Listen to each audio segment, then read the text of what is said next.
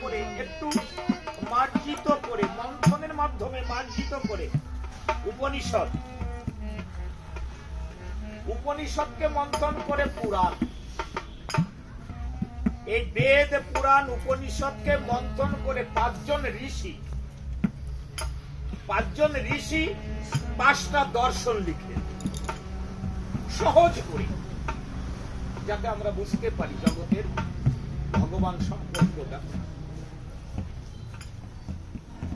কৃষ্ণ দ্বৈপায়ন বেদব্যাস উনি এই বেদ পুরাণ উপনিষদ আর 5টা দর্শনের মর্ম অর্থ উপলব্ধি করে, মন্থন করে, রিসার্চ করে উনি একটা দর্শন লিখলেন। আস্তে আস্তে হয়ে যাও, আলোচনা করি। উনি একটা দর্শন লিখলেন, তার নাম হচ্ছে বেদান্ত দর্শন। মোট হলো 6টি দর্শন। আমাদের সনাতন ধর্মে মোট 6টি দর্শনের পরিবার। এই যে উনি বেদ পুরাণ উপনিষদকে মন্থন করে যে দর্শন লিখলেন বেদান্ত দর্শন, এই বেদান্ত দর্শনের সার হলো, বেদান্ত দর্শনের মূল থিমটাই হলো শ্রীমদ্ ভগবদ গীতা। বেদ পুরাণ উপনিষদ 5টি দর্শন, এটাকে সমন্বয় করে মন্থন করে নির্যাস একটা প্রেম ও ফল্গু ধারা, প্রেম ও মধুময় উদযাপিত হলো, উৎপত্তি হলো, সেটি হচ্ছে শ্রীমদ্ ভগবদ গীতা। এই শ্রীমদ্ ভগবদ গীতায়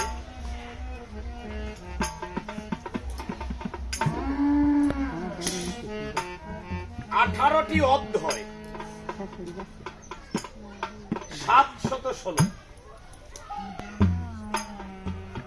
এই 18টি অধ্যায়ের 716 বেদ পুরাণ উপনিষদ দর্শন মিলে শেষ মূল ভিত হচ্ছে শ্রীমদ্ ভগবদ গীতা। তার 18টি অধ্যায়, 716। আর এই 716 বেষ্টন করে আছে কিসের মধ্যে, তার ভিতরে, সেটাকে একটু অবলোকন করি। গীতার প্রথম শ্লোকের যিনি বক্তা,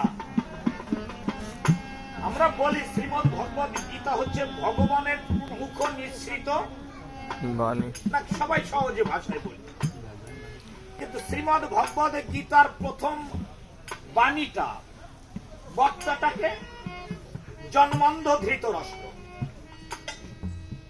ধৃতরাষ্ট্র 100 ভাইয়ের পিতা।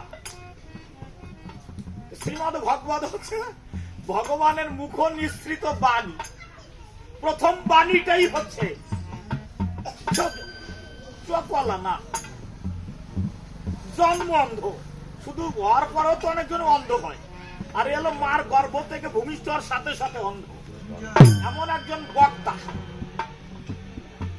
জন্মান্ধ ধৃতরাষ্ট্র।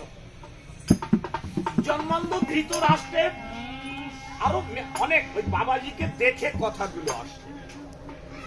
আলোচনার আমরা নিয়ে আসি রামায়ণের মধ্যে ওই আলোচনাটা, ভগবানের লীলা অমৃত সুধা মাখা, প্রেম সুধা মাখা বিতরণ না হলে তো হয় না। এই যে 18টি অধ্যায়ের প্রথম অধ্যায়টি হচ্ছে বিষাদ যোগ। কেহ বলে অর্জুন বিষাদ যোগ। অর্জুনের বিষাদ, আর সেই খেদে প্রকাশ করেছে আর একজন খেদ উক্তি করেছেন কে, জন্মান্ধ ধৃতরাষ্ট্র। যে ধর্মক্ষেত্র কুরুক্ষেত্র, যেটা ধর্ম